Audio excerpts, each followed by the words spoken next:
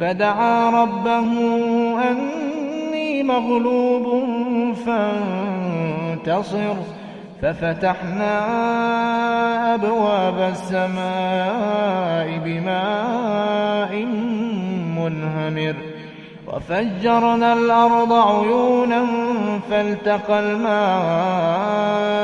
على أمر قد قدر وحملناه على ذات ألواح ودسر تجري بأعيننا جزاء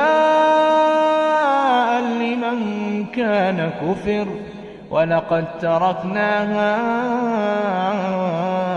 آية فهل من مدكر. فكيف كان عذابي ونذر، ولقد يسرنا القرآن للذكر فهل من مدكر.